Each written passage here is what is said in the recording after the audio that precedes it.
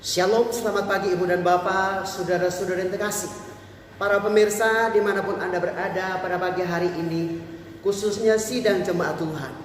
Marilah kita sama-sama mempersiapkan hati dan seluruh kehidupan kita untuk kita akan masuk dalam ibadah raya pada pagi hari ini.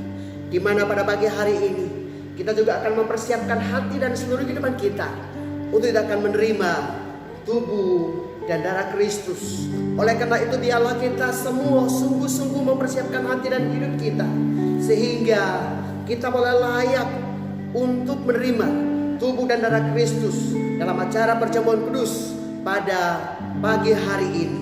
Marilah kita akan sama-sama mempersiapkan hati kita. Kita mengambil satu teduh sejenak di hadapan Tuhan. Kita renungkan akan kasih dan kebaikan daripada Kristus Yesus Tuhan untuk kita sekalian. Kita renungkan akan pengorbanannya 2000 tahun yang lalu untuk kita sekalian, untuk menebus akan dosa-dosa kita. Karena mari Ibu dan Bapak, saudara-saudara terkasih, datanglah kepada Dia. Kita mengucap syukur atas kasih dan kebaikannya buat kita semuanya. Mari kita angkat satu pujian. Tak usah ku takut, Allah menjagamu. Ibu dan Bapak, saudara-saudara yang terkasih, dunia saat ini penuh dengan berbagai tantangan dan pergumulan. Apapun tantangan dan pergumulan yang kita alami, tekanan, penderitaan, aniaya dan lain sebagainya, tetaplah kuat di dalam Tuhan kita Yesus Kristus. Jangan takut, jangan cemas. Tuhan Yesus senantiasa bersama-sama dengan kita semuanya. Kita akan angkat pujian ini, tak usah ku takut.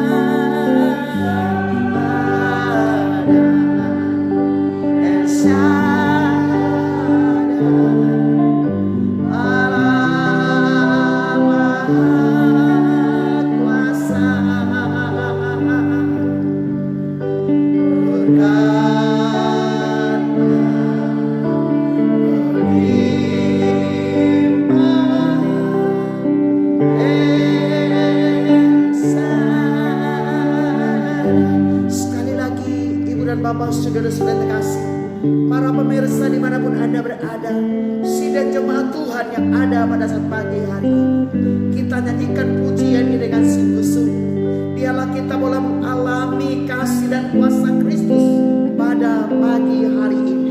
Tak usah ku takut, Allah menjagaku. Kita naikkan pujian ini.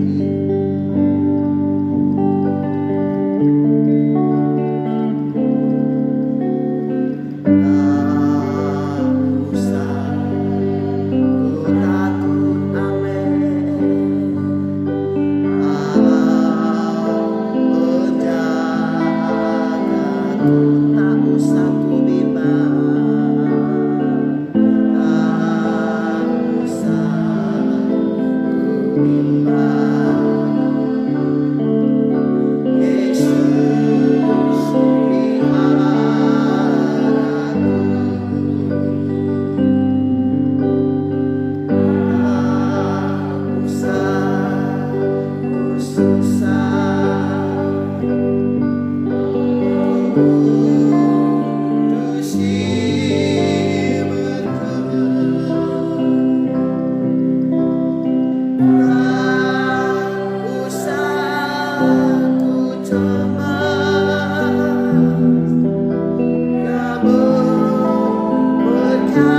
hatiku katakan El Shaddai, Shaddai, El Shaddai, Allah Maha Kuasa yang besar, besar, yang besar, El Shaddai mulia, katakan El Shaddai,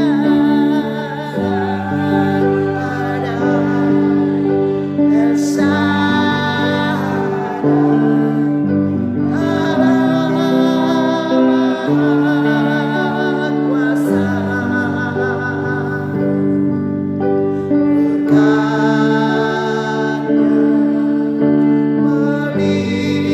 melimpah, El Shaddai, katakan El Shaddai, El Shaddai, El Shaddai, Allah Maha Kuasa.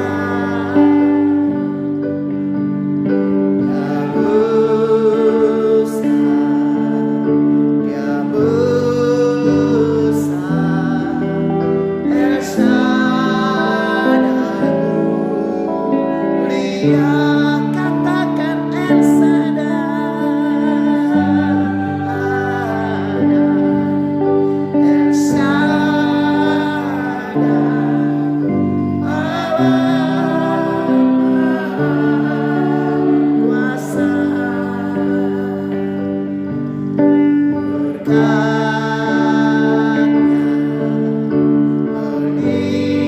melimpah, El Shaddai,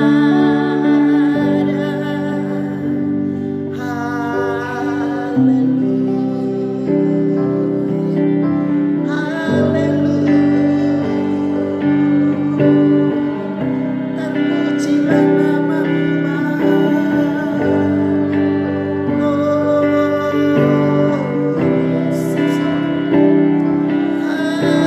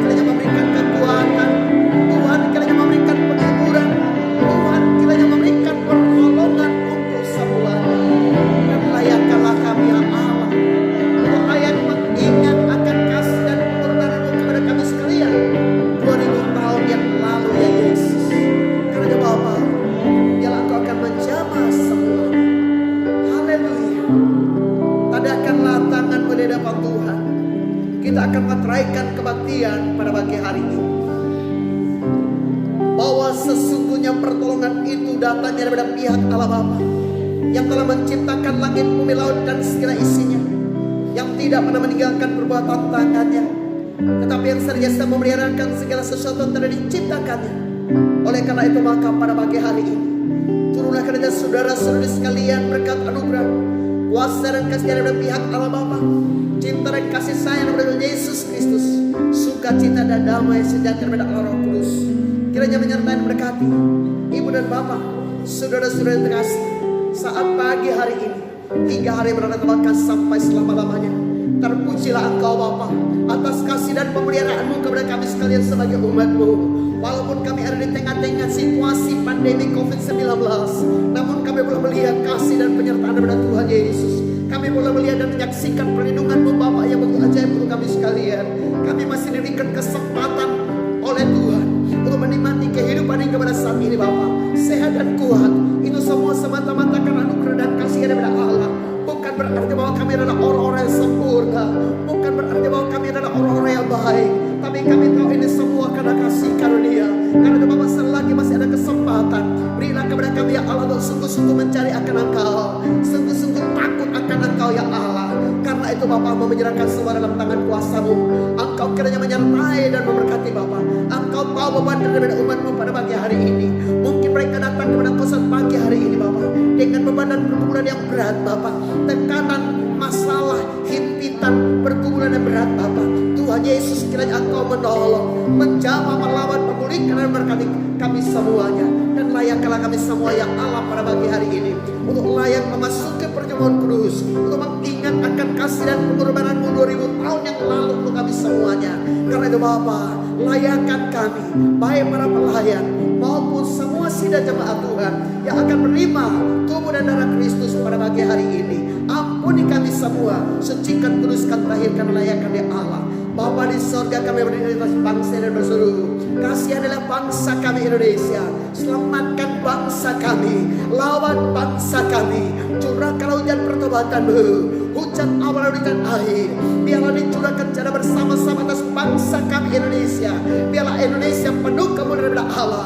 Indonesia diselamatkan oleh Engkau. Seluruh anak bangsa, para pemimpin bangsa, dari yang paling atas sampai kepada yang paling bawah, semua diselamatkan oleh Engkau. Lawatan Allah tanya lewat bangsa Indonesia, dari Sabang sampai Merauke, dari Miangas sampai ke Merauke, semua akan dilawan oleh Tuhan, semua akan diselamatkan oleh Engkau. Terutama Tuhan untuk kota kami Boyolali, Allah kiranya menyertai dan berkati. Selamatkan lawat Boyolali Bapa, selamatkan lawat kota-kota di mana kami berada pada saat pagi hari ini. Tuhan kiranya melawat dan memberkati, beri kesejahteraan, beri anugerah, bahkan jauhkan ya Allah daripada bangsa kami, jauhkan daripada semua umat-Mu, jauhkan daripada kota kami, jauhkan daripada gereja kami.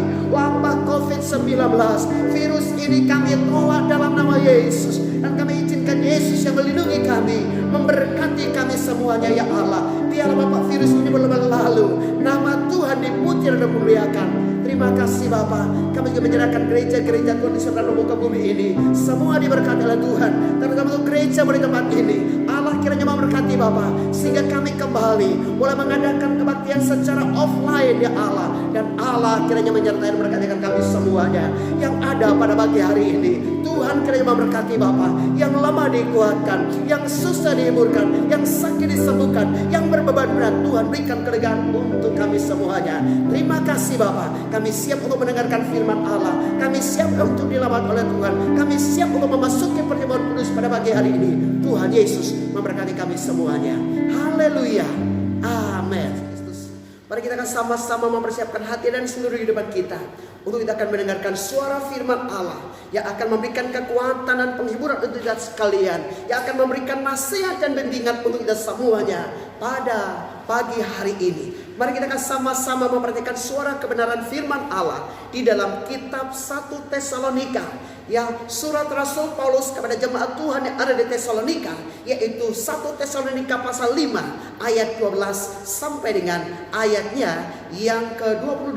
Dan kita akan menyoroti ayat yang ke-12 sampai dengan ayat yang ke-18. Demikianlah suara firman Tuhan untuk kita sekalian pada pagi hari ini. Berbahagialah Anda dan saya yang pada pagi hari ini diberikan kesempatan oleh Tuhan untuk kembali mendengarkan akan suara firman Tuhan yang akan menyegarkan, yang akan menyentuh dan menguatkan, menghibur akan kita sekalian pada pagi hari ini. Demikianlah suara firman Tuhan untuk kita semuanya. Kami meminta kepada engkau saudara-saudara supaya kamu menghormati mereka yang bekerja keras di antara kamu, yang memimpin kamu dalam Tuhan dan yang menegur kamu. Dan supaya kamu sungguh-sungguh menjunjung mereka dalam kasih karena pekerjaan mereka. Hiduplah selalu dalam damai seorang dengan yang lain. Kami juga menasihati kamu saudara-saudara. Tegurlah mereka yang hidup dengan tidak tertib. Hiburlah mereka yang tawar hati. Belalah mereka yang lemah. Sabarlah terhadap semua orang.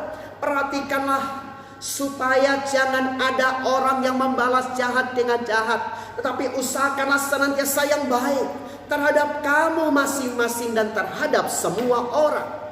Bersukacitalah senantiasa, tetaplah berdoa, mengucap syukurlah dalam segala hal, sebab itulah yang dikehendaki Allah di dalam Kristus Yesus bagi kamu.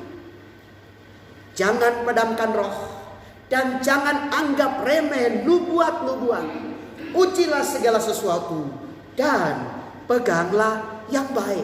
Jauhkanlah dirimu dari segala jenis kejahatan. Demikianlah suara firman Tuhan untuk kita sekalian pada pagi hari ini. Berbahagialah Anda dan saya yang diberi kesempatan oleh Tuhan Yesus untuk kembali mendengarkan suara firman Tuhan buat kita semuanya. Mari sekali lagi kita berdoa. Bapa di sorga, perkenan dan layakkanlah hamba-Mu yang sederhana ini, yang hina dan dina dan papa ini, untuk menyampaikan isi hati Tuhan. Sementara firman memberitakan, Roh Kudus berkarya.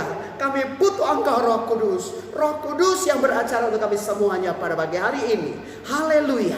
Amin. Ibu dan Bapak, saudara-saudara yang terkasih di dalam Tuhan kita Yesus Kristus. Beberapa saat yang lalu, kita baru mendengar sebuah berita dan menyaksikan, oh saudara-saudara kita, jemaat Tuhan yang ada di Jonggol, Jawa Barat. Ibu dan Bapak, saudara-saudara yang terkasih dalam Tuhan kita Yesus Kristus. Ada sebuah jemaat rumah yang mengadakan kebaktian di daerah Jonggol, Jawa Barat. Lalu kemudian saudara terkasih dalam Tuhan kita Yesus Kristus, beberapa saat yang lalu mereka kemudian didatangi oleh massa. Bahkan para muspika pun sudah berkumpul semuanya.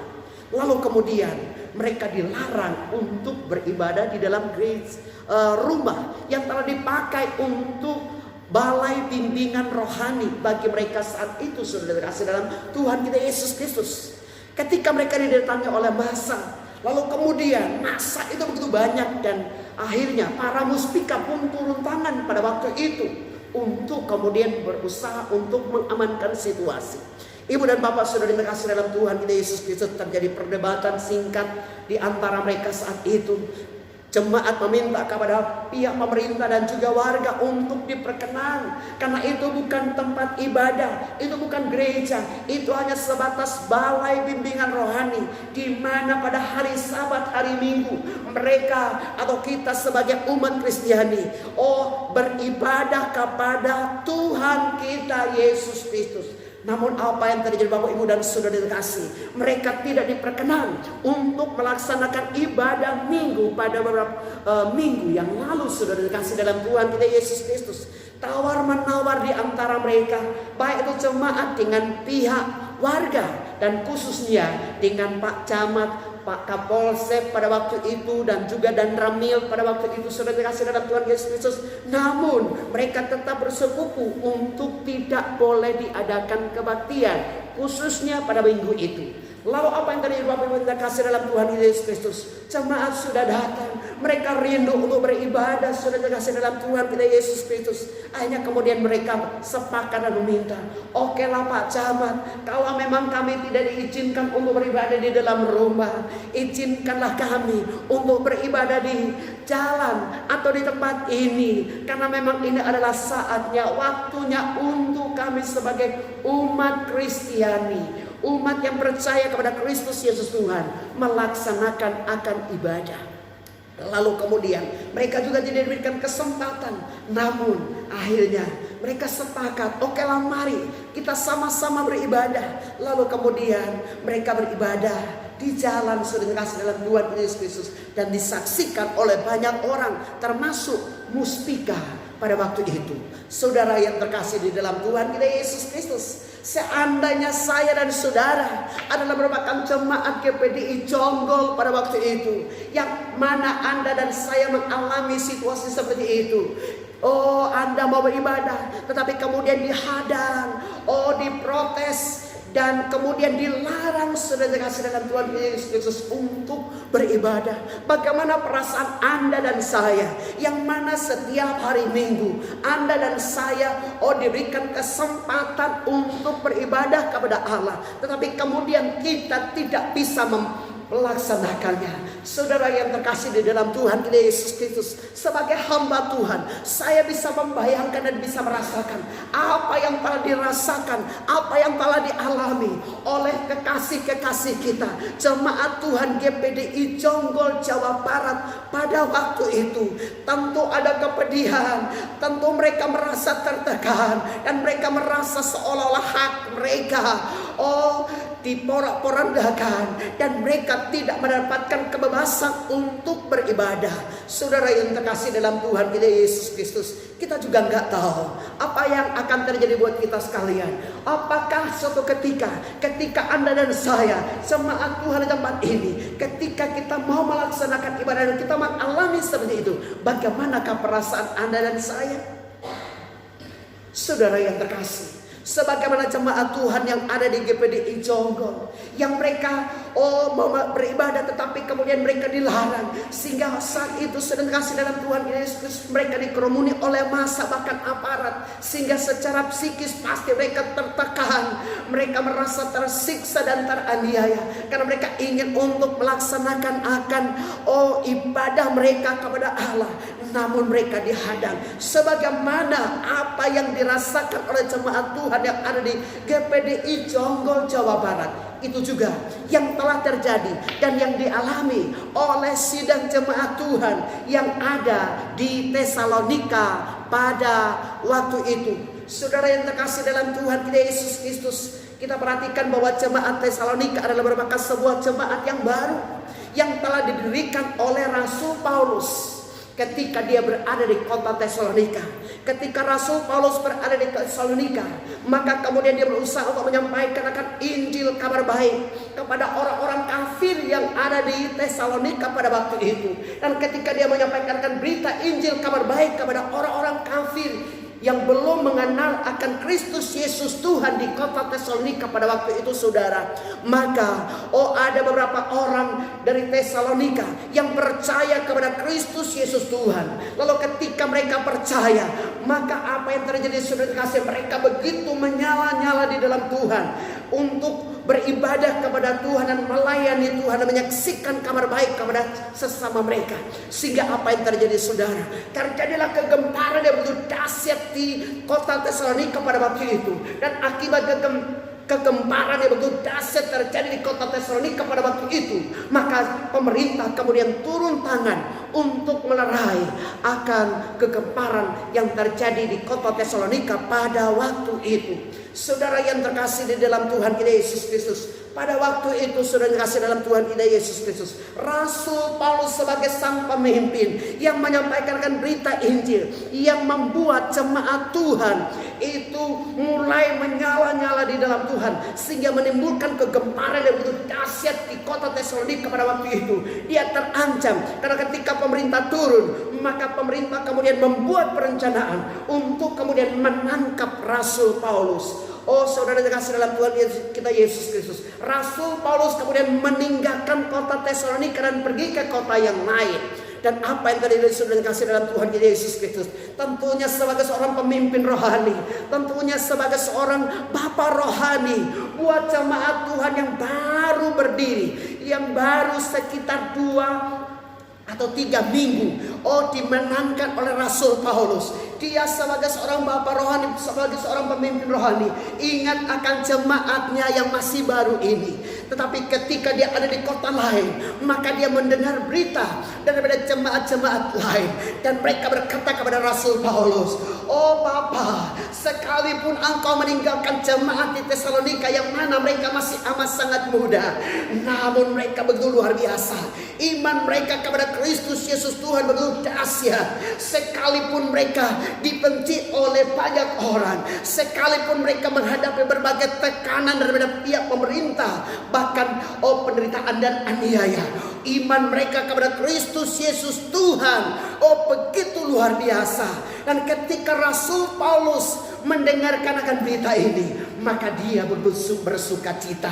Dan kemudian Rasul Paulus mulai menulis surat untuk menguatkan akan jemaat Tuhan yang ada di Tesalonika pada waktu itu. Sehingga dia kemudian menuliskan surat 1 dan 2 Tesalonika kepada jemaat Tuhan yang ada di Tesalonika untuk menguatkan mereka, sehingga di dalam menghadapi berbagai tekanan, penderitaan, siksa dan aniaya, mereka harus tetap kuat di dalam Tuhan kita Yesus Kristus. Saudara terkasih dalam Tuhan kita Yesus Kristus, surat-surat Rasul Paulus yang telah ditulis sebagai surat-surat pastoral, sebagai surat-surat nasihat atau bimbingan kepada jemaat Tuhan yang ada di Tesalonika, itu ada 3 bagian. Yang pertama, dia menuliskan tentang doktrin atau ajaran-ajaran yang belum selesai meletakkan dasar-dasar ajaran atau doktrin yang belum selesai diajarkan oleh Rasul Paulus kepada jemaat Tuhan yang ada di Tesalonika. Kemudian yang kedua, dia mengingatkan kepada jemaat Tuhan yang ada di Tesalonika supaya sekalipun mereka menghadapi berbagai tekanan, siksa dan aniaya pada waktu itu, mereka tetap hidup di dalam kekudusan. Dan yang ketiga, saudara terkasih dalam Tuhan kita Yesus Kristus, Rasul Paulus meminta kepada jemaat Tuhan supaya tetap tabah di dalam menghadapi berbagai tekanan, penderitaan dan aniaya pada waktu itu. Nah, saudara yang terkasih dalam Tuhan kita Yesus Kristus, supaya tetap kuat dan tabah di dalam menghadapi berbagai tekanan, penderitaan dan aniaya pada waktu itu, maka ada beberapa prinsip hidup sebagai orang percaya yang merupakan nasihat yang disampaikan oleh Rasul Paulus kepada jemaat Tuhan yang ada di Tesalonika pada saat itu adalah sebagai berikut. Yang pertama, saudara terkasih dalam Tuhan kita Yesus Kristus, prinsip-prinsip hidup orang percaya dalam menghadapi berbagai tekanan dan penderitaan, sebagaimana yang dinasehatkan oleh Rasul Paulus kepada jemaat Tuhan yang ada di Tesalonika adalah memiliki sikap hormat kepada para pemimpin, supaya mereka tetap kuat di dalam Tuhan, supaya mereka tetap tabah di dalam menghadapi berbagai penderitaan, siksa dan aniaya yang mereka hadapi saat itu. Mereka harus tetap menghargai dan menghormati akan otoritas. Mereka harus memiliki sikap hormat kepada para pemimpin yang bercerita untuk membimbing dan mengarahkan akan mereka sekalian. Saudara yang terkasih dalam Tuhan kita Yesus Kristus, kita bisa perhatikan di dalam ayat yang ke-12 dan ayat yang ke-13 daripada 1 Tesalonika pasal 5. Kami minta kepadamu saudara-saudara supaya kamu menghormati mereka yang bekerja keras di antara kamu, yang memimpin kamu dalam Tuhan dan yang menegur kamu. Dan supaya kamu sungguh-sungguh menjunjung mereka dalam kasih karena pekerjaan mereka. Hiduplah selalu dalam damai seorang dengan yang lain. Saudara-saudara yang terkasih dalam Tuhan kita Yesus Kristus, Rasul Paulus dalam nasihatnya ini, ia mengajak jemaat di Tesalonika yang masih muda ini atau yang masih baru ini untuk menghormati akan para pemimpin mereka, untuk mengenali akan para pemimpin rohani mereka. Arti mengenali adalah memperhatikan, menghormati dan menerima mereka sebagai pemimpin-pemimpin rohani yang setiap saat membimbing mereka, bahkan menguatkan mereka di kala tekanan, di kala himpitan, di kala penderitaan, di kala siksa dan aniaya menimpa akan mereka sekalian. Saudara-saudara yang terkasih dalam Tuhan kita Yesus Kristus, Rasul Paulus juga menasihati mereka supaya mereka menghormati akan otoritas daripada para pemimpin. Saudara yang terkasih, otoritas itu seperti payung, sehingga ketika Anda keluar dari payung itu, maka Anda pasti akan kena kepada terik matahari ataupun basah karena hujan. Oleh karena itu, saudara yang terkasih dalam Tuhan kita Yesus Kristus, Anda harus tetap ada di bawah naungan daripada otoritas, karena firman Allah berkata bahwa para pemimpin atau para hamba Tuhan adalah orang-orang yang diberi tugas untuk bertanggung jawab atas nyawa daripada jemaat Tuhan. Saudara-saudara yang terkasih dalam Tuhan kita Yesus Kristus, bukan hanya itu saja, tetapi kemudian Rasul Paulus mengingatkan ketika mereka menghormati para pemimpin mereka, maka itu adalah merupakan sebuah sikap yang baik, maka akan terjadi hubungan dan kerjasama yang baik, sehingga kemudian tercipta damai satu dengan yang lainnya.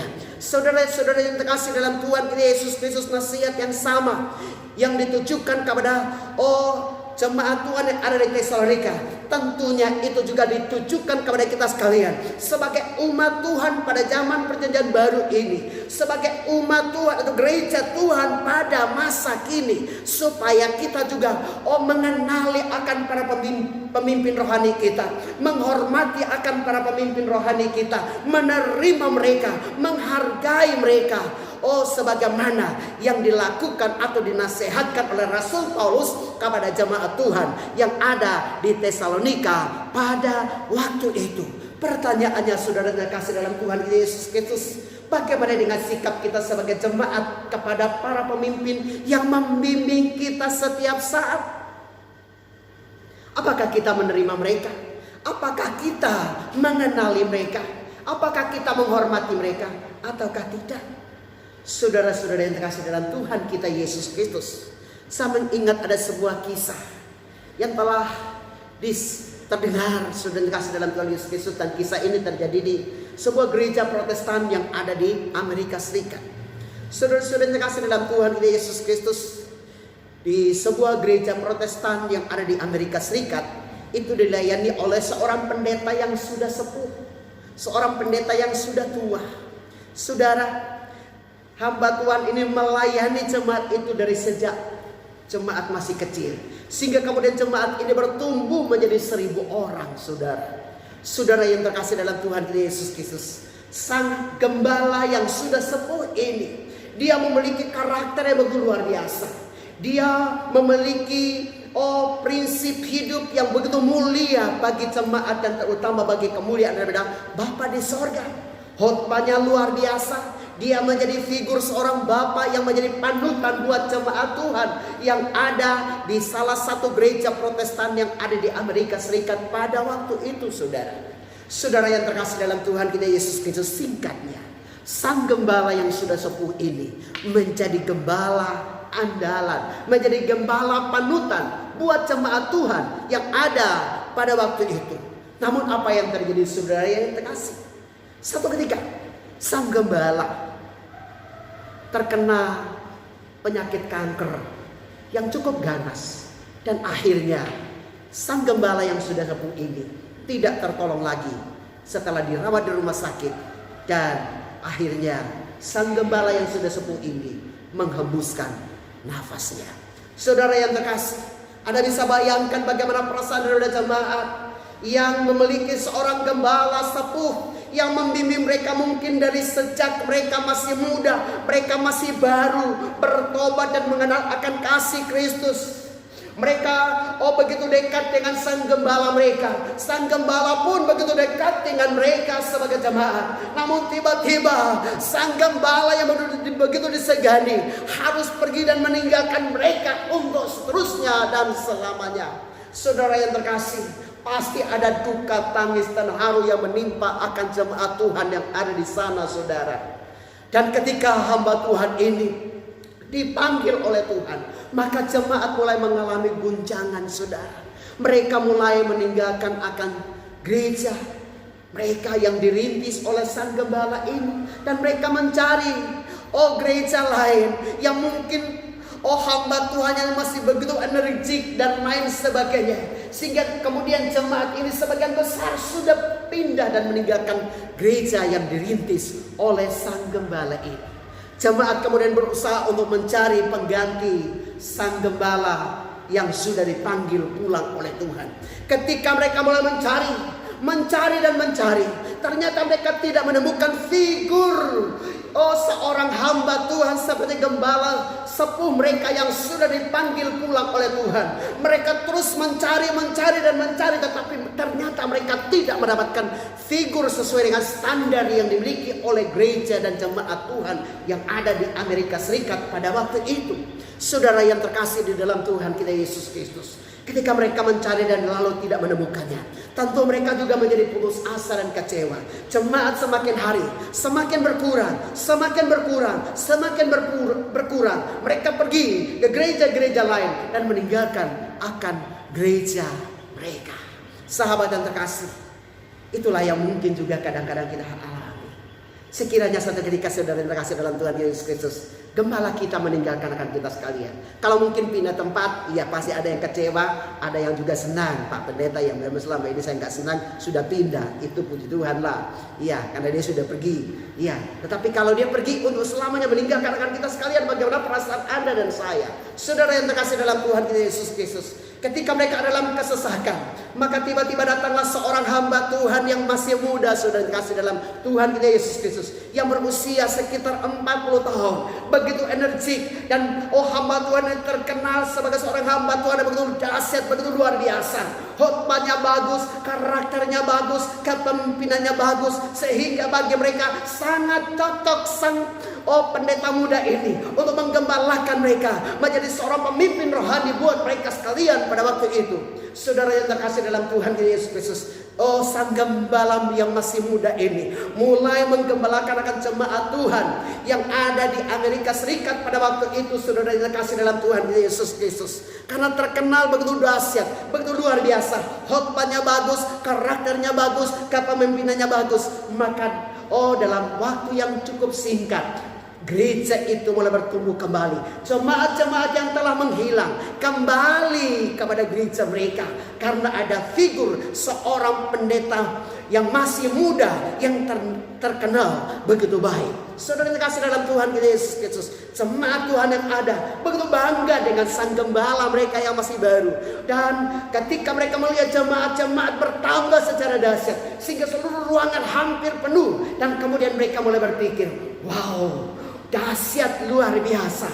Hamba Tuhan yang masih baru ini ternyata dia lebih hebat daripada pendeta atau gembala sidang kita yang sudah dipanggil pulang oleh Tuhan. Kita bangga, kita punya seorang gembala yang masih muda tetapi memiliki karakter dan jiwa kepemimpinan, bahkan cara berkhotbah yang begitu dahsyat, sehingga kemudian gereja kita bertumbuh dengan begitu dahsyat. Saudara yang kasih dalam Tuhan kita Yesus Kristus, mereka begitu bangga karena punya gembala yang begitu baik, yang mungkin bagi mereka pada saat itu saudara lebih baik daripada gembala mereka yang sudah jadi almarhum. Saudara, satu ketika sang gembala yang begitu diagungkan, yang begitu disegani oleh jemaat Tuhan ini mengendarai akan mobilnya, lalu kemudian dia melintas sebuah rel kereta api, saudara. Dan ketika dia melintas rel kereta api, maka tiba-tiba dia ditabrak oleh kereta api dan nyaris dia mengalami kecelakaan yang hebat. Kemudian saudara yang kasih dalam Tuhan kita Yesus Kristus, sang pendeta muda ini dibawa ke rumah sakit dan kemudian dirawat. Dia dirawat berbulan-bulan di rumah sakit, saudara yang terkasih, dan tidak kunjung sembuh.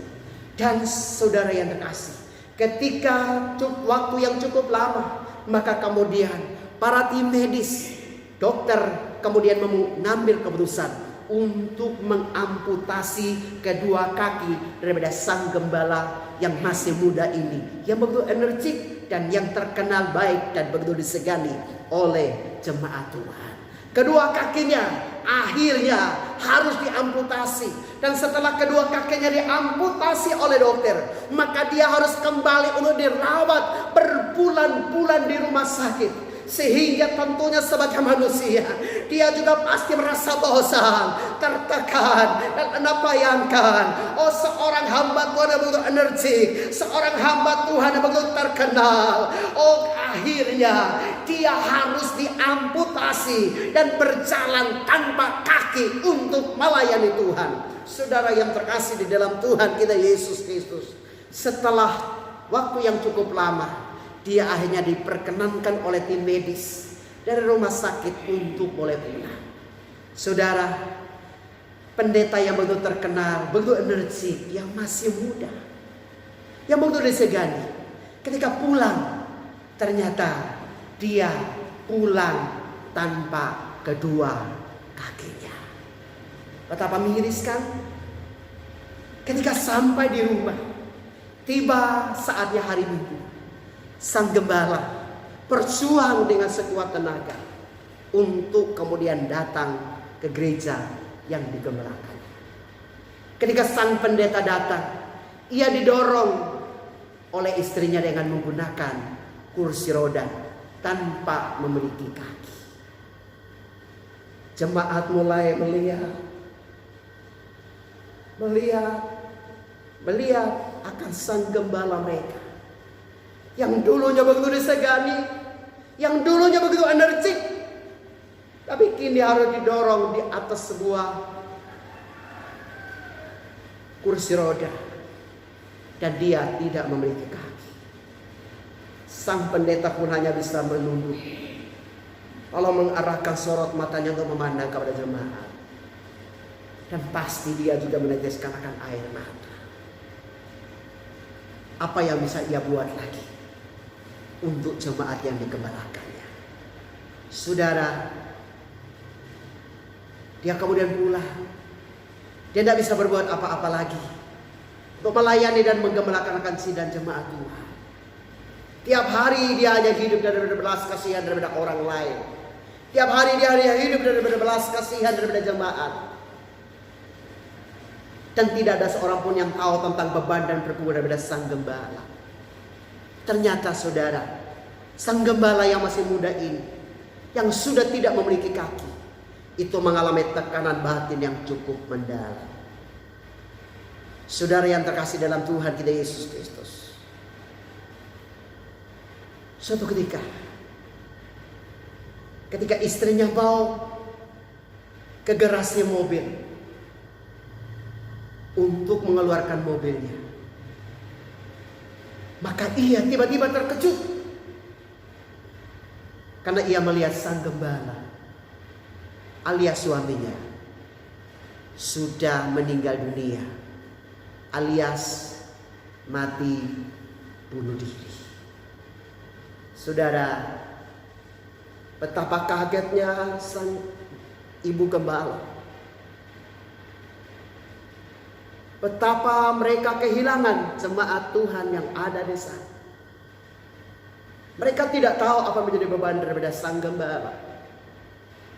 Namun saudara, sebelum sang gembala ini mengakhiri hidupnya, dia kemudian menuliskan sebuah surat di secari kertas, hanya sepotong kalimat yang kalau saya hitung terdiri dari 4 kata. Dan tulisan daripada sang gembala, betapa berat beban jiwaku. Betapa berat beban jiwaku. Betapa berat beban jiwaku. Dan akhirnya dia mengakhiri hidupnya dengan cara bunuh diri.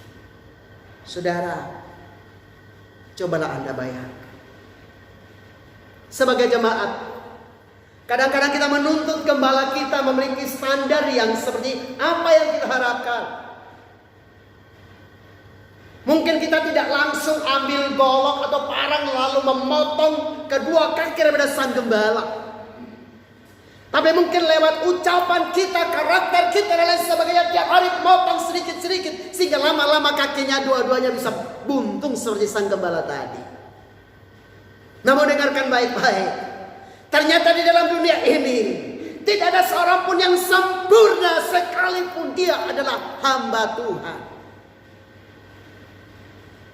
Saudara yang terkasih dalam Tuhan kita Yesus Kristus, sekurang-kurangnya seorang hamba Tuhan, dia adalah pribadi yang bekerja keras dan berjerih lelah karena mereka dipanggil oleh Tuhan untuk melayani dan menggembalakan akan sidang jemaat Tuhan.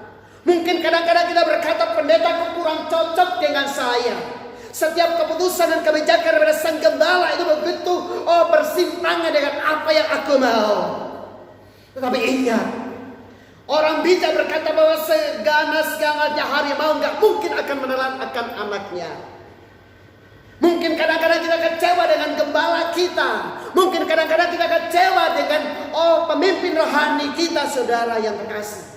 Nah mungkin bagi kita, pendetaku jarang untuk membesuk aku, pendetaku tidak peduli dengan aku, pendetaku sok ini dan lain sebagainya. Tetapi dengarkan baik-baik, sekalipun bagi Anda sang gembala atau pemimpin rohani adalah orang yang kurang pas dengan Anda, yang mungkin sulit untuk memperhatikan akan Anda menurut Anda, tetapi dengarkan baik-baik, paling tidak ia berdoa buat Anda. Saudara-saudara yang terkasih dalam Tuhan kita Yesus Kristus, sekurang-kurangnya seorang pemimpin rohani, sekurang-kurangnya seorang gembala, dia adalah hamba Tuhan. Sekurang-kurangnya dan maaf sejelek-jeleknya seorang hamba Tuhan, dia adalah hambanya Allah dan bukan hamba manusia, apalagi hamba jemaat. Oleh karena itu saudara dikasih dalam Tuhan kita Yesus Kristus, janganlah pernah menganggap mereka tidak peduli dengan Anda dan lain sebagainya. Jangan Anda memilih dan menentukan akan standar-standar rohani yang begitu luar biasa buat sang gembala. Tetapi yang perlu Anda ingat dan saya ingat adalah bahwa semua manusia di dunia ini tidak ada seorang yang sempurna. Karena itu saudara yang dikasih dalam Tuhan kita Yesus Kristus, mungkin kadang-kadang kita tidak cocok dengan pemimpin rohani kita. Mungkin kadang-kadang kita tidak cocok dengan gembala kita. Tapi cobalah ingat baik-baik akan masa lalumu. Ketika mungkin engkau terhilang, ketika engkau tersesat, siapa yang mendatangi Anda dan menuntun Anda kepada Kristus Yesus Tuhan. Lalu kemudian Anda mengenal akan kasih Kristus. Anda kemudian dibimbing dan bertumbuh menjadi seorang anak Tuhan atau murid Tuhan yang dipakai oleh Tuhan luar biasa. Cobalah ingat, siapakah yang menuntun Anda pertama kali untuk mengenal akan kasih Kristus Yesus Tuhan? Saudara yang terkasih dalam Tuhan kita Yesus Kristus, orang kadang-kadang melihat apa yang ada di depan mata saat itu, dan dia tidak pernah mengingat akan apa yang telah terjadi pada saat-saat yang lalu. Dengarkan baik-baik, sekurang-kurangnya seorang gembala, sekurang-kurangnya seorang pemimpin rohani, dia adalah orang yang dipakai oleh Tuhan untuk mencari dan menemukan Anda dan menuntun Anda datang kepada Kristus Yesus Tuhan. Anda sudah menjadi orang yang hebat. Bahkan mungkin Anda lebih hebat daripada gembala Anda. Anda lebih pintar daripada pemimpin Anda. Anda lebih luar biasa daripada gembala Anda. Tetapi ingat, bahwa sekurang-kurangnya mereka adalah orang yang dipilih oleh Tuhan untuk Anda dan saya. Saudara, mungkin pendetamu atau gembalamu atau pemimpin-pemimpin rohanimu belum bisa memenuhi apa menjadi harapan. Dia pun tidak bisa berbuat apa-apa untuk Anda. Tetapi ingatlah, pemberian termahal yang sudah diberikan buat Anda adalah kabar keselamatan yang disampaikan oleh sang gembalamu kepadamu. Dan engkau sudah menjadi anak Allah dan memiliki sorga yang kekal dan abadi.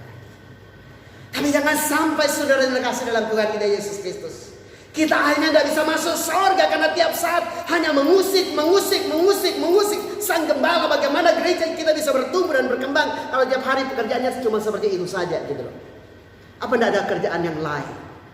Mungkin kadang-kadang kita berkata kepada sang gembala, pendeta tidak berdoa buat saya. Oh padahal gereja maju, oh jemaat hamba Tuhan hebat, itu juga tidak lepas daripada doa daripada gembala, doa daripada jemaat. Ketika jemaat berdoa buat sang gembala, pelayanan akan luar biasa, gembala akan dipakai Tuhan secara luar biasa. Tetapi ketika bukan yang doa yang disampaikan, tetapi dosa yang dibicarakan setiap saat, bagaimana sang gembala bisa dipakai oleh Tuhan, bagaimana kita bisa bertumbuh dan berkembang di dalam kasih Kristus Yesus Tuhan kita. Karena itu saudara yang terkasih dalam Tuhan kita Yesus Kristus, sekurang-kurangnya seorang hamba Tuhan, dia pasti pernah berdoa buat saya dan saudara sebagai gembala untuk jemaatnya.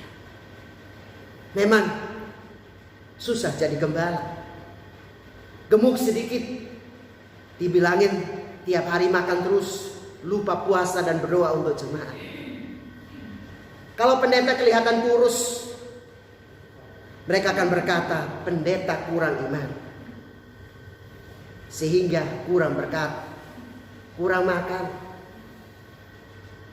Ya, kalau pakaiannya agak bagus sedikit, pendeta bagayang, pendeta gaul. Tapi kalau pendeta pakaiannya kurang bagus, pendeta kere, pendeta tidak diberkati. Pendeta pemalas, kurang iman, kurang berkat. Kalau Pak Pendeta tidak diberkati, apalagi jemaat Tuhan. Tapi kalau pendeta diberkati oleh Tuhan, jangan-jangan korupsi persembahan, apalagi uang pembangunan loh. Serba salah jadi gembala. Ya, tapi itulah nasib seorang gembala. Saudara yang terkasih dalam Tuhan Yesus Kristus, coba Anda bayangkan, mungkin kadang-kadang Anda berkata, gembala saya harus seperti ini, pemimpin rohani saya harus seperti ini. Coba Anda yang jadi gembala, gembalamu jadi jemaat, kira-kira Anda bisa enggak? Jangan hanya menuntut, berdoalah buat gembalamu. Amin. Ya, marilah kita belajar saudara yang terkasih dalam Tuhan kita Yesus Kristus. Saudara, hamba Tuhan atau para pemimpin rohani kita tidak membutuhkan balasan. Namun, ingatlah firman Tuhan yang mengingatkan kepada kita sekalian. Hormatilah para pemimpinmu, karena mereka adalah orang-orang yang bertanggung jawab untuk nyawa Anda dan saya, nyawa kita sebagai jemaat Tuhan. Saudara yang terkasih dalam Tuhan Yesus Kristus, saya kadang-kadang berpikir, iya ya kok bertanggung jawab buat nyawa jemaat ya. Apa artinya? Ya kalau jemaat hilang tersesat ya tanggung jawabnya gembala.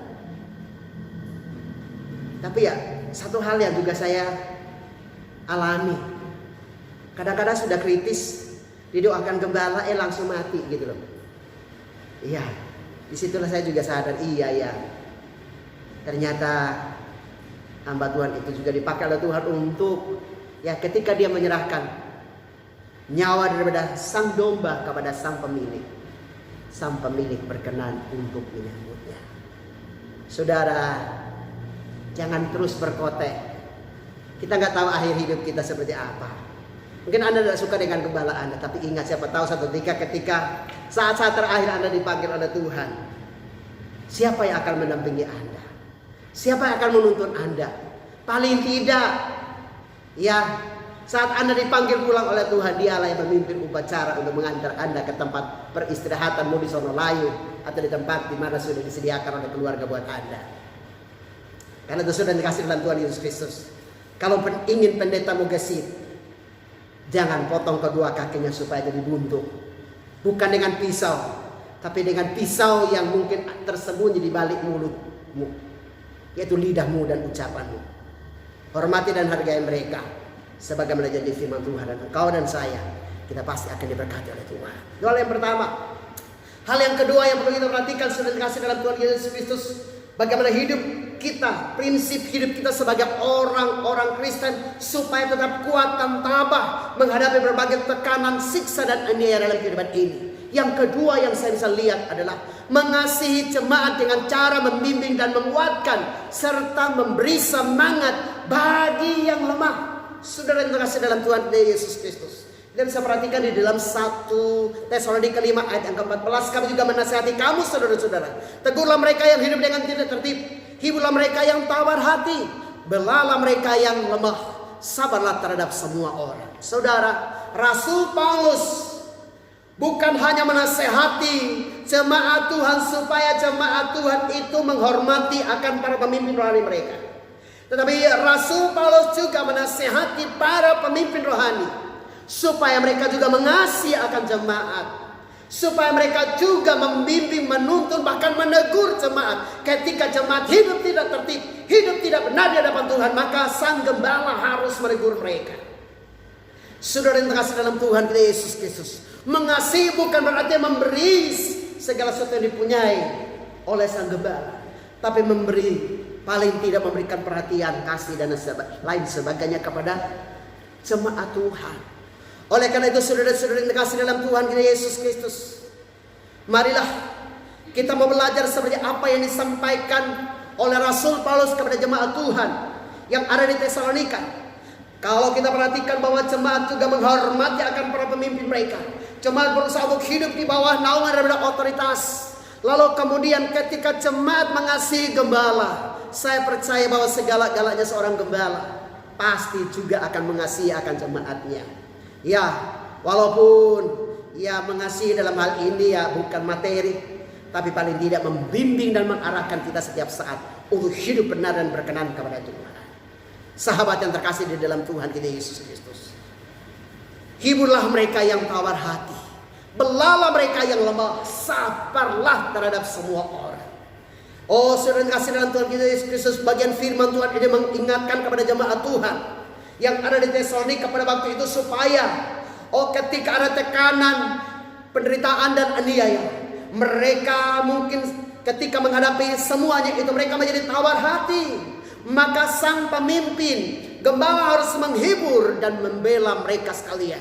Bahkan ketika orang lain melakukan sesuatu yang tidak baik untuk kita sekalian, belajarlah untuk sabar. Jangan balas jahat dengan jahat, tapi balaslah kejahatan dengan kebaikan. Saudara, Rasul Paulus juga menasihati jemaat Tuhan yang ada di Tesalonika supaya dalam menghadapi berbagai tekanan, mereka juga harus sabar. Orang yang sabar melebihi seorang pahlawan. Seorang pahlawan adalah seorang pemenang. Karena itu saudara yang kasih dalam Tuhan Yesus Kristus, ketika Anda dilecehkan, ketika Anda ditekan, ketika Anda dihimpit, tetaplah sabar. Jangan membalas jahat dengan yang jahat.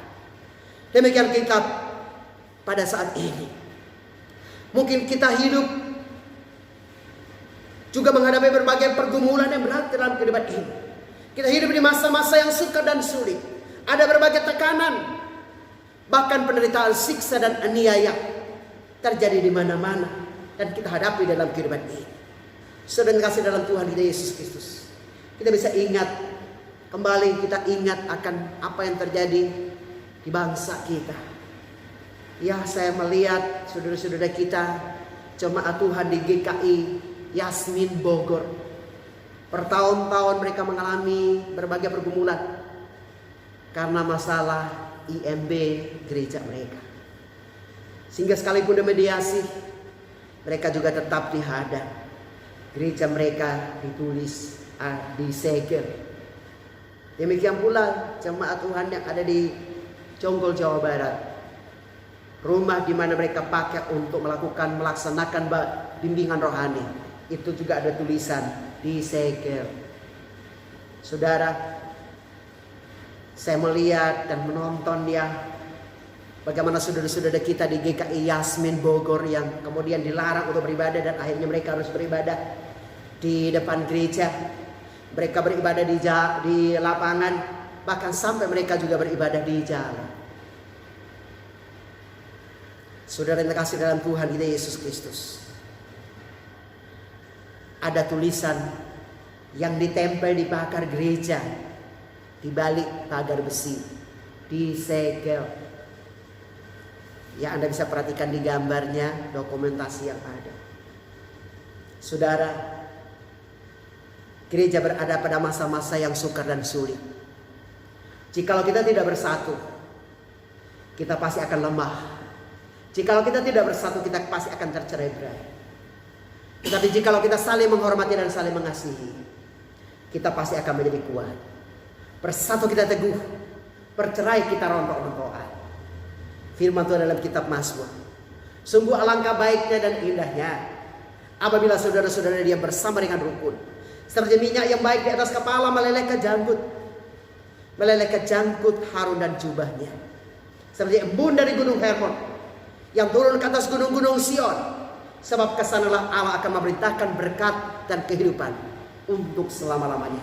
Ketika Anda dan saya kita bersatu, ketika jemaat bersatu, ketika hamba Tuhan mau bersatu dengan jemaat mau bersatu bergandengan tangan dengan jemaat dan juga hamba Tuhan, kita pasti akan menjadi kokoh dan kuat. Saudara yang terkasih, ingat ini baik-baik. Ketika kita mungkin akan memasuki masa-masa yang sukar dan sulit, mungkin kita akan tercerai-berai, tidak ada gembala. Apa yang bisa Anda lakukan? Tetaplah kuat, bersatulah, saling menghormati, saling mengasihi. Disitulah letak kekuatan gereja Tuhan. Yang ketiga, tetap memiliki karakter dan identitas sebagai pengikut Kristus yang baik. Saya ulang sekali lagi, tetap memiliki karakter dan identitas sebagai pengikut Kristus yang baik. Saudara yang terkasih dalam Tuhan kita Yesus Kristus, firman Tuhan berkata, Rasul Paulus menasihatkan, perhatikanlah supaya jangan ada orang yang membalas jahat dengan jahat, tetapi usahakanlah senantiasa yang baik terhadap kamu masing-masing dan terhadap semua orang. Jangan balas jahat dengan jahat, balaslah kejahatan dengan kebaikan. Saudara yang terkasih dalam Tuhan kita Yesus Kristus, cobalah bayangkan ya, kira-kira kalau jemaat berbuat salah sama Pak Gembala, kira-kira Pak Gembala datang lalu kemudian marah-marah atau mungkin ditabok jemaatnya, jemaatnya dipukul dan lain sebagainya, ya kayaknya jarang sekali gitu loh. Ya, kemudian kemana-mana Pak Pendeta lalu menceritakan, menjelekkan akan jemaatnya, wah jemaatku gini loh. Ya kayaknya juga, ya mungkin ada tapi ya kayaknya sedikit. Tetapi ketika gembala itu berbuat salah, kira-kira jemaat bersekutu, lalu apa yang dibicarakan oleh jemaat? Berkumpul untuk berdoa, tetapi ternyata bukan berkumpul untuk berdoa, berkumpul untuk berdosa. Kenapa? Yang dibicarakan itu bukan karena kebenaran firman Allah. Yang diseringkan adalah kehidupan Pak Gembala, kehidupan Ibu Gembala, kehidupan anak-anak Gembala, kehidupan daripada harta kekayaan daripada Pak Gembala, kehidupan kejelekan daripada Pak Gembala dan sebagainya. Apakah itu yang disebut dengan persekutuan hidup orang Kristen yang baik dan yang berkenan kepada Allah? Karena marilah Bapak Ibu yang terkasih, ketika Anda melakukan sesuatu yang jahat buat gembala, kayaknya jarang gembala balas buat Anda. Tetapi ketika gembala buat salah buat Anda, kadang-kadang dituding-tuding biji matanya. Untung tidak dicongkel biji matanya. Kalau tidak, Anda punya gembala yang mata satu. Oke, sudah terkasih dalam Tuhan kita Yesus Kristus. Ya, jangan balas jahat dengan jahat, karena pembalasan adalah hak daripada Tuhan. Ketika Anda mau menuntut pembalasan, berarti Anda mengambil alih hak daripada Tuhan. Ketika Anda diperlakukan tidak baik, izinkanlah Tuhan yang berkarya. Apa yang ditabur orang, itu juga yang pasti akan dituainya. Ya, barang siapa menabur yang baik, ia menuai yang baik. Barang siapa menabur jahat, ia pasti akan menuai yang jahat. Ketika kita tidak bisa membalas, maka disitulah muncul prinsip hidup dan karakter orang Kristen yang luar biasa. Kasih dan pengampunan. Saudara, ingatlah akan kasih Kristus yang begitu besar buat saya dan saudara. Anda dan saya adalah orang-orang berdosa, tapi karena kasihnya yang begitu besar buat saya dan saudara, ia datang ke dunia ini untuk mencari dan menyelamatkan saya dan saudara. Ia kemudian tersalib di atas bukit Kalvari, bukan karena dosa dan kesalahannya, tapi karena kasihnya yang begitu luar biasa buat Anda. Ingatlah saudara yang terkasih, ketika dia ada di atas kayu salib dan dia melihat kepada para tentara Romawi yang menyiksa dia, dia kemudian berkata kepada Bapa di sorga, ya Bapa, ampunilah mereka karena mereka tidak tahu apa yang mereka berbuat. Saudara yang terkasih, saya percaya bahwa Pak Gembala pasti akan berkata kepada Tuhan, Bapak, ampunilah jemaatku yang nakal, Bapak. Ampuni mereka karena mereka tidak tahu apa yang mereka berbuat. Tapi ketika gembalamu salah, pernah Anda berdoa sebagai jemaat, ya Bapak ampunilah Pak Gembala karena Pak Gembala tidak tahu apa yang mereka berbuat, apalagi Bu Gembala Tuhan, tiap hari hanya menor terus Tuhan. Tuhan ampuni dia karena dia tidak tahu apa yang diperbuat. Saudara yang terkasih di dalam Tuhan kita Yesus Kristus, Ya, saya percayalah Pak Gembala mau dibuat seperti apapun juga pasti berdoa buat jemaatnya, minta ampun gitu loh. Tapi ya saya juga nggak tahu ya. Tapi saya percayalah jemaatku ya pasti berdoa minta maaf minta ampun dari Tuhan untuk Pak Gembalanya kalau Pak Gembalanya buat salah buat mereka. Ya, saat ini juga saya minta maaf buat semua jemaat Tuhan. Seringkali saya berbuat salah buat Anda. Saya minta ampun buat saudara dan Tuhan kiranya mengampuni dosa saya buat saudara. Ya, saya tidak tahu tanggapan respon saudara. Tidak apa-apa, mau disimpan jadi bodoh, nanti bawakan oleh-oleh buat Tuhan Yesus di surga, tidak apa-apa gitu loh kalau Anda tidak mau mengampuni. Oke, sudah dikasih dalam Tuhan Yesus Kristus. Marilah kita ingat akan kasih dan apa yang dilakukan oleh Kristus buat kita sekalian. Orang Kristen itu adalah Kristus kecil. Walaupun itu adalah ucapan sebagai lambang ejekan dan olokan gaya Kristus dan lain sebagainya. Tapi biarlah sekalipun orang berkata sok-sok Kristus, tetaplah jadi Kristus kecil dimanapun Anda berada dalam kehidupanmu hari lepas hari, baik kata, sikap maupun perilaku Anda, sehingga orang melihat dan memuliakan Bapa di surga. Tantangan boleh datang, siksaan boleh datang, tekanan boleh datang, tetap bersuka cita seperti anak kecil yang menengadah kepada Bapa di sorga. Dia tersenyum. Saudara yang terkasih dalam Tuhan kita Yesus Kristus, perhatikan baik-baik. Anak-anak habis berantem, dia tetap ajak temannya untuk main. Tapi coba perhatikan baik-baik. Kalau jemaat dengan jemaat habis berantem, minggat dia. Ya, jemaat dengan gembala selisih sedikit, mutung dia. Ya, tapi belajar dari anak kecil. Habis berantem, mesem gitu loh, ajak main lagi. Ya, belajar daripada anak kecil. Ya, supaya tetap kita hidup kuat di dalam Tuhan kita Yesus Kristus. Tetap berdoa. Mau ada tekanan, ancaman seperti apapun juga, kekuatan anak saya sebagai anak Tuhan, prinsip hidup kita adalah doa. Doa, doa, doa. Ketika engkau berdoa, engkau merendah dan menyerah, dan Tuhan akan bertindak. Tetapi ketika engkau bertindak, Tuhan berdoa buat Anda. Ya, karena itu seperti kasih dalam Tuhan Yesus Kristus. Selanjutnya mengucap syukur dalam segala hal. Ya, bukan berarti bahwa ketika istrimu sakit parah lalu kemudian engkau berkata, Tuhan aku mengucap syukur Tuhan karena istriku sakit parah dan sebentar lagi akan dipanggil oleh engkau, lalu kemudian saya akan mencari yang lebih muda lagi. Bukan seperti itu saudara terkasih dalam Tuhan kita Yesus.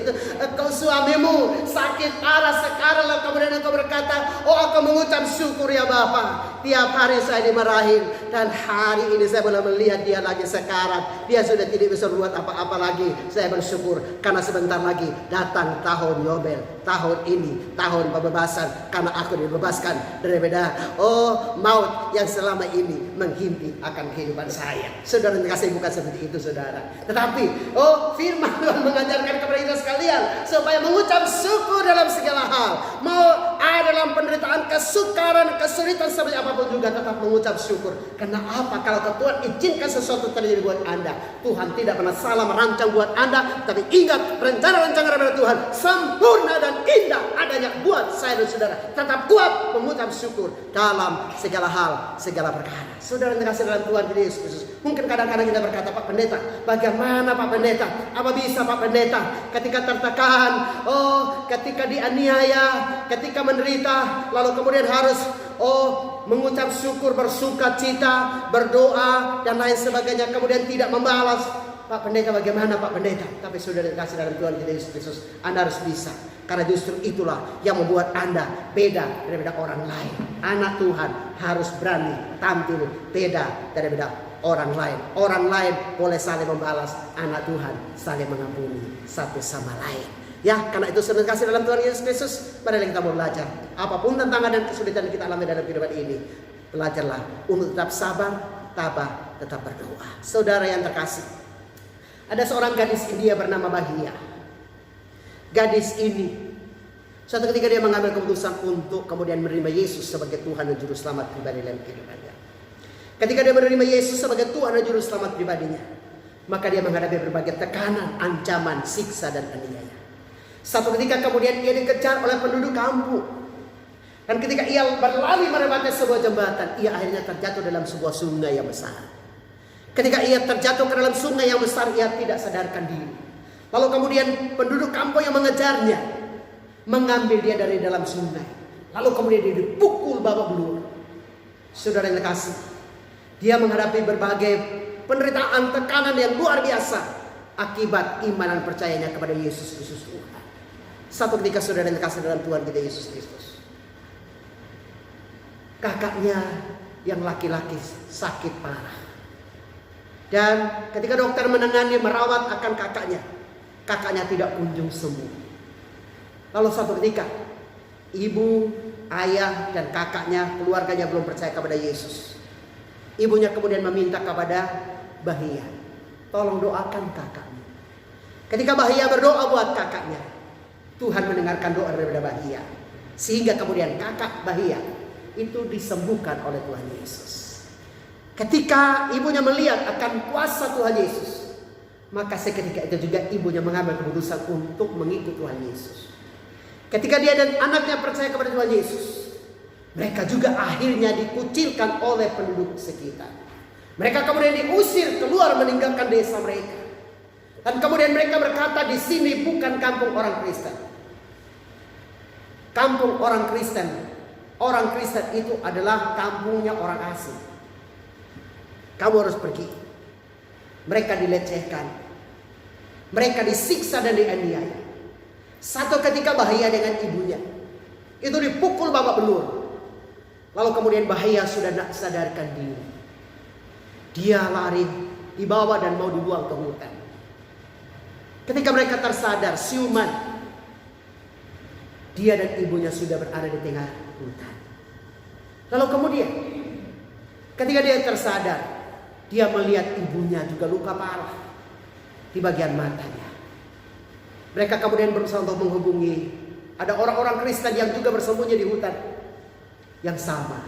Orang-orang Kristen yang lain datang dan menolong mereka. Lalu kemudian melaporkan ke polisi dan mereka dibawa kembali ke desa mereka. Setelah sampai di desa mereka, mereka agak tenang. Tapi tiba-tiba suatu hari datanglah penduduk kampung dan mengeksekusi mereka lagi, dan mereka disuruh pergi meninggalkan kampung mereka. Sekalipun mereka berteriak, mereka dipukul babak belur. Tapi satu hal yang dilakukan oleh Bahia, saat dia dipukul dari ancam saudara, dia tetap menggenggam erat Alkitabnya saudara. Saudara yang terkasih, kemudian orang-orang memukul Bahia berkata, lepaskan Alkitab, bukan karena kami akan membakar buku itu. Dia tetap menggenggam erat akan Alkitabnya. Dia dipukul babak belur, dia tidak membalas. Dan dia kemudian berkata, aku mau pergi untuk sekolah. Aku mau jadi hamba Tuhan. Aku mau belajar lebih dalam tentang firman Allah dan tentang kasih Kristus. Sehingga aku akan pulang kembali ke kampung halamanku. Dan ingin untuk menyampaikan kabar baik kepada saudara-saudaraku yang menyiksa aku hari ini. Saya tahu mereka tidak bersalah. Tapi itu adalah bagian yang harus aku alami dalam kehidupanku. Saudara yang terkasih dalam Tuhan kita Yesus Kristus, ketika para relawan tim dari Open Doors menemui akan Bahia di India, ini adalah kisah nyata saudara. Ada dokumentasinya, Anda bisa lihat di tayangan yang ada. Ketika tim Open Doors bertemu dengan Bahia, kondisinya sangat prihatin. Dia hidup sebatang kara, hanya bisa bersama dengan ibunya, penuh dengan berbagai duka dan tantangan.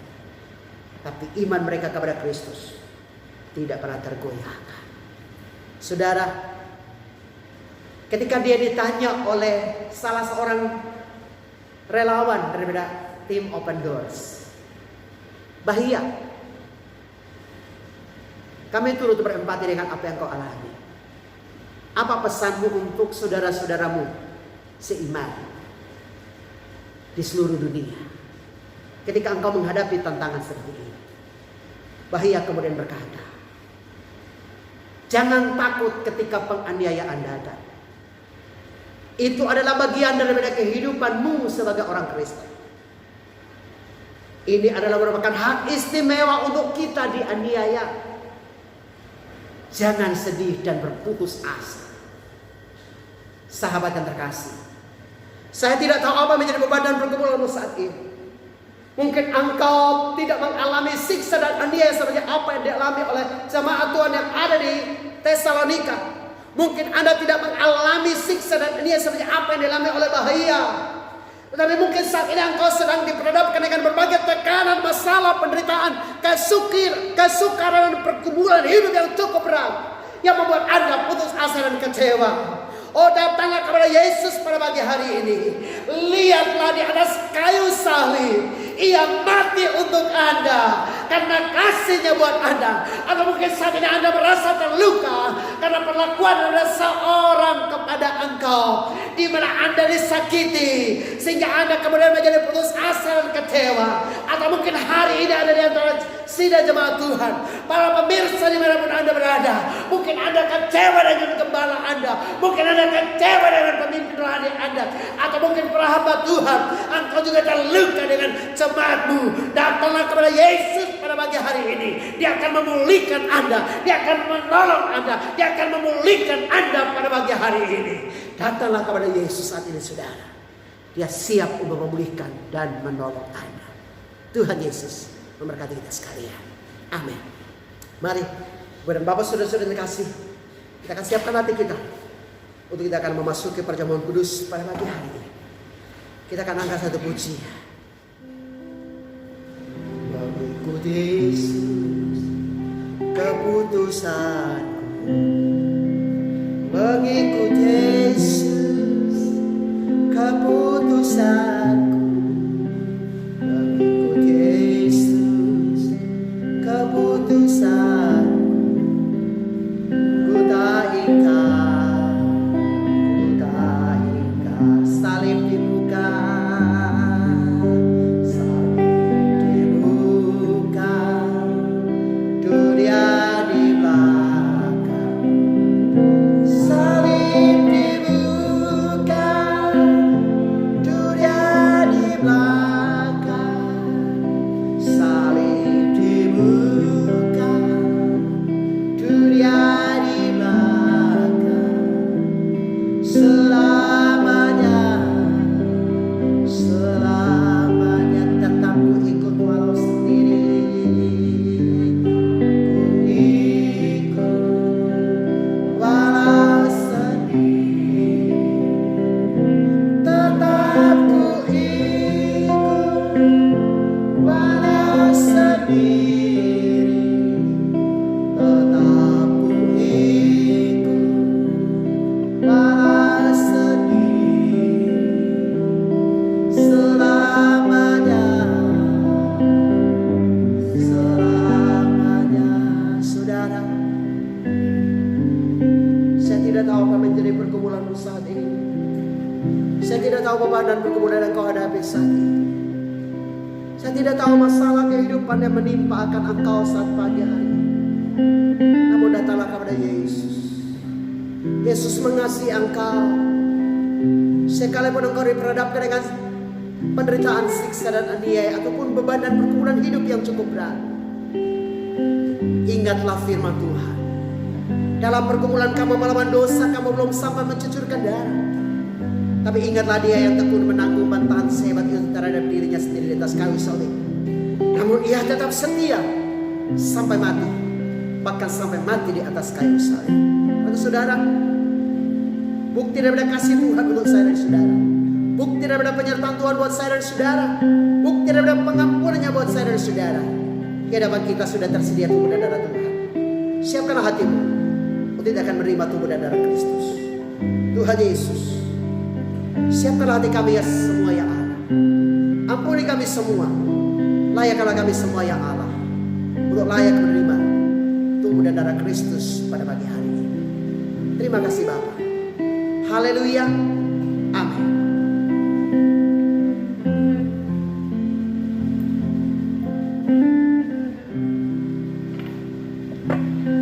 Saudara yang terkasih dalam Tuhan kita Yesus Kristus, sebelum Anda dan saya menerima tubuh dan darah Kristus, perhatikanlah baik-baik arti daripada perjamuan kudus.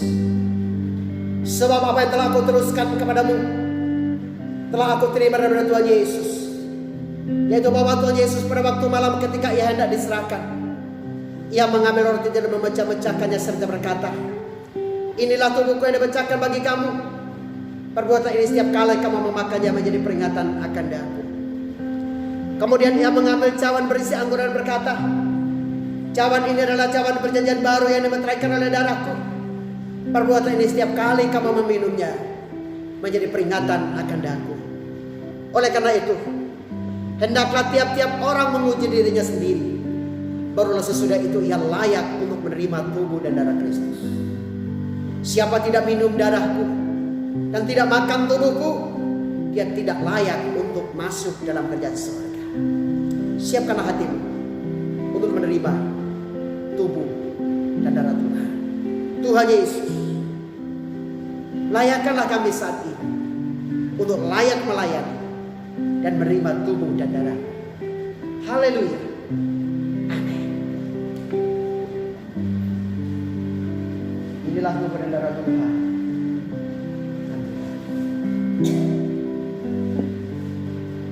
Inilah tubuh dan darah Tuhan.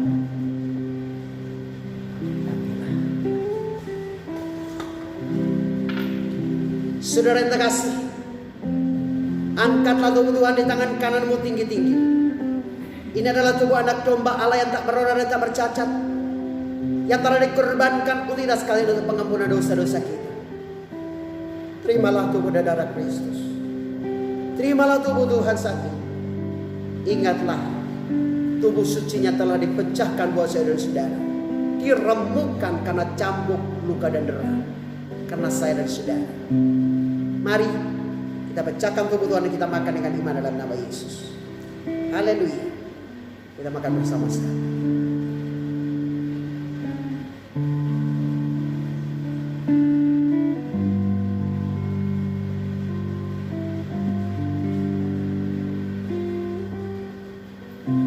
Angkatlah darah Tuhan di tangan kananmu tinggi-tinggi.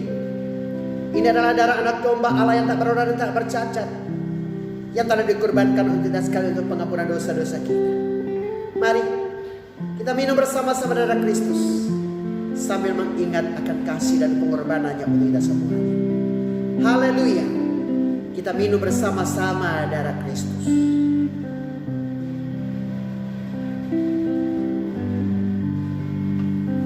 Kita katakan haleluya 3 kali. Haleluya.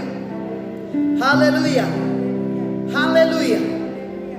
Saudara, kita sudah mendengar suara firman Tuhan. Kita juga sudah mendengar akan kasih Tuhan untuk kita sekalian. Kita juga telah menerima tubuh dan darah Kristus yang adalah bukti kasih Tuhan untuk saya dan saudara. Mungkin saat ini engkau sedang diperhadapkan dengan berbagai tantangan, pergumulan dan masalah kehidupan, sehingga engkau tertekan dan lain sebagainya. Datanglah kepada Yesus pada pagi hari ini. Dia akan menolong Anda. Kalau engkau adalah orangnya, taruh tangan kirimu di dadamu, angkat tangan kananmu kepada Tuhan. Saya akan berdoa, saudara. Tuhan Yesus, lihatlah tangan dan benak anak-anak yang terangkat kepada engkau saat pagi hari ini. Mereka adalah beban dan pergumulan hidup yang berat. Mereka adalah tekanan, siksa dan aniaya, karena himpitan persoalan yang mungkin silih berganti menimpa akan kehidupan mereka. Tuhan kiranya menjamah, Tuhan kiranya menolong, Tuhan kiranya memulihkan, Tuhan kiranya memberkati. Demikian pula berdoa Bapa untuk mereka-mereka yang sakit saat ini. Ulurkanlah tangan pengasihan-Mu ya Yesus. Jamalah mereka, karena firman Tuhan berkata, oleh bilur-bilur-Mu mereka semua telah sembuh. Haleluya. Siapa ada mujizat kesembuhan ilahi pada pagi hari ini. Saudara, para pemirsa, para pendengar, dimanapun Anda berada pada pagi hari ini, kalau engkau adalah orang yang mungkin saat ini menghadapi berbagai tekanan, persoalan hidup yang cukup berat, atau mungkin siksa dan aniaya, sakit, penyakit dan lain sebagainya, kau tidak tahu engkau mau kemana.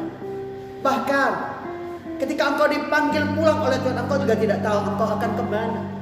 Apakah engkau akan ke neraka atau ke surga? Hari ini sebagai hamba Tuhan, saya menyampaikan kabar baik buat Anda. Tuhan Yesus mengasihi Anda. Tuhan Yesus datang ke dunia ini untuk mencari dan menyelamatkan orang-orang yang lemah, tidak berdaya dan berdosa. Tuhan Yesus berkuasa untuk mengampuni dosa. Tuhan Yesus adalah jalan kebenaran dan hidup. Tuhan Yesus adalah Allah sendiri. Dia punya sorga. Dia datang kepada Anda. Dia menawarkan sorganya buat Anda pada pagi hari ini. Kalau engkau adalah orangnya, kau ingin untuk mengalami kelegaan dan kebebasan, pemulihan dan pertolongan, bahkan engkau ingin untuk diselamatkan oleh Tuhan Yesus. Karena Tuhan Yesus berkata, siapa percaya kepada Tuhan Yesus dengan mulutnya dan mengaku di dalam hatinya bahwa Dia adalah Tuhan dan Juru Selamat, maka ia pasti diselamatkan. Kalau engkau adalah orangnya, silakan angkat tangan kananmu di hadapan Tuhan, taruh tangan kirimu di dadamu, ikuti saya, kita berdoa. Tuhan Yesus, saya adalah orang berdosa. Saya bersyukur Tuhan Yesus mau datang kepada saya, orang berdosa ini. Saya ada di dalam beban dan pergumulan hidup yang berat. Saya terombang-ambing. Saya tidak tahu arah mana yang saya harus lalui. Namun saya bersyukur Tuhan Yesus mau datang kepada saya, orang yang berdosa ini. Saya percaya Engkau adalah Tuhan dan Juru Selamat buat semua umat manusia, termasuk saya. Karena itu Tuhan Yesus, kasihanilah saya orang berdosa ini. Ampuni saya akan segala dosa saya. Dan saat ini saya mengundang Engkau, masuklah, bertahtalah, berkuasalah menjadi Tuhan dan Raja serta Juru Selamat pribadi dalam kehidupanku saat pagi hari ini hingga hari merata bahkan sampai selama-lamanya. Catatlah namaku dalam kitab kehidupan, sehingga ketika Engkau datang kembali, namaku sudah tercatat dalam kitab kehidupan. Terima kasih Tuhan Yesus. Haleluya. Amin. Sahabat dan terkasih, demikianlah acara perjamuan kudus dan juga firman Tuhan untuk kita sekalian pada pagi hari ini. Mari kita terus berdoa. Sekiranya Tuhan berkenan, kita pada waktu-waktu yang akan datang, minggu-minggu yang akan datang, kita akan kembali untuk beribadah secara offline. Namun tetap harus mengikuti protokol kesehatan. Anak-anak kita belum diperkenankan. Jemaat yang sudah berusia di atas 60 tahun itu juga belum diperkenankan untuk datang beribadah. Kami akan melakukan koordinasi. Sekiranya Tuhan berkenan, mungkin minggu-minggu akan datang, kita akan mencoba untuk mulai beribadah. Tuhan Yesus Kristus kiranya memberkati kita sekalian. Amin. Mari kita akan akhiri seluruh rangkaian ibadah pada pagi hari ini dengan menerima berkat Tuhan. Semua berdiri, kadangkan tangan di hadapan Tuhan. Pulanglah dengan menerima berkat Tuhan.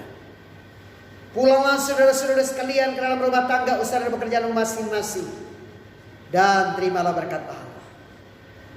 Kiranya berkat anugerah, kuasa dan kasih dari pihak Allah Bapa, cinta dan kasih sayang dari Tuhan Yesus Kristus, sukacita dan damai sejahtera pada Allah Roh Kudus, kiranya menyertai dan berkati saudara-saudara yang terkasih saat pagi hari ini hingga hari merata bahkan sampai selama-lamanya. Haleluya. Amin. Bapak terima kasih.